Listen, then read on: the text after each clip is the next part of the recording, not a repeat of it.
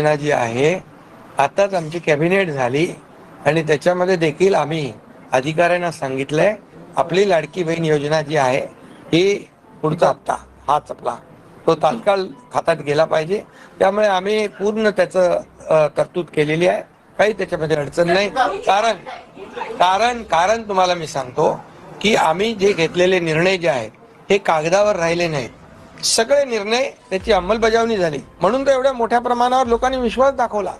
महायुतीच्या सरकारची सर्वात महत्त्वाकांक्षी योजना म्हणजे मुख्यमंत्री माझी लाडकी बहीण योजना.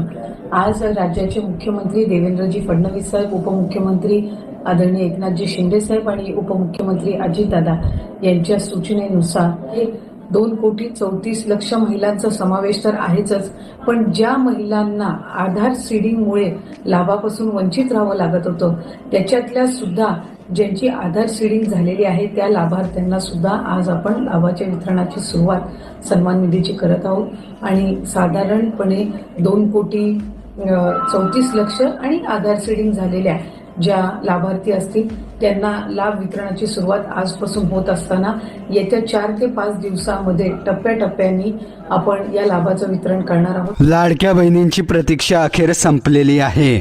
आज सायंकाळी 4 वाजेपासून लाडकी बहीण योजनेचा 8वा हप्ता अधिक 9वा हप्ता म्हणजे डबल हप्ता 3,000 रुपये महिलांच्या बँक खात्यात जमा व्हायला सुरुवात केली जाणार आहे. या अंतर्गत एकूण 12 जिल्हे त्या ठिकाणी निवडण्यात आलेले आहेत आणि या 12 जिल्ह्यातील महिलांच्या बँक खात्यात लाडकी बहीण योजनेचा फेब्रुवारी प्लस मार्चचा हप्ता आज सायंकाळी 4 वाजेपासून जमा करायला सुरुवात होणार आहे. आणि त्याहूनही आनंदाची गोष्ट अशी की हा हप्ता एकत्रित दोन्ही हप्त्याचे मिळून 3,000 रुपये वाटप केला जाणार आहे. आपणास ठाऊक आहे मार्चमध्ये राज्याचा बजेट अर्थसंकल्प सादर होईल. मार्चमध्ये बजेट असल्यामुळे मार्चमध्ये हप्ता वितरित होऊ शकत नव्हता. त्यामुळे याच फेब्रुवारी महिन्यात मार्चचा हप्ता सुद्धा जमा करण्याचा निर्णय शासनाने घेतला आहे. राज्याच्या अर्थसंकल्पात लाडक्या बहिणींना 2100 रुपये हप्ता देण्यासंदर्भात तरतूद करून GR निर्गमित केला जाईल आणि त्यानंतरच एप्रिल 2025 पासून बहिणींना 2100 रुपये हप्ता मिळण्यास सुरुवात होईल असं मुख्यमंत्री देवेंद्र फडणवीस यांनी स्पष्ट केलं आहे. आता बघा 12 जिल्ह्यांची यादी प्रकाशित करण्यात आलेली आहे. त्याच्यामध्ये विभागवार 2-2 जिल्हे आहेत, परंतु तुम्हाला हे जाणून घेणं महत्त्वाचं आहे. आज 4 वाजेनंतर तुम्ही स्वतःचे मोबाईल चेक करा. तुम्हाला SMS आलाय का की ज्यामध्ये 3,000 रुपये तुमच्या खात्यावर क्रेडिट झाले आहेत, जमा झाले आहेत असा SMS तुम्ही नक्की चेक करा. आज सायंकाळी 4 वाजेपासून संपूर्ण रात्रभर ही प्रोसेस चालू राहील. उद्या अजून 12 जिल्हे आणि त्यानंतर तिसऱ्या दिवशी अजून 12 जिल्हे अशा प्रकारे एकूण 36 जिल्ह्यांमध्ये पैशांचे वाटप केले जाणार आहे.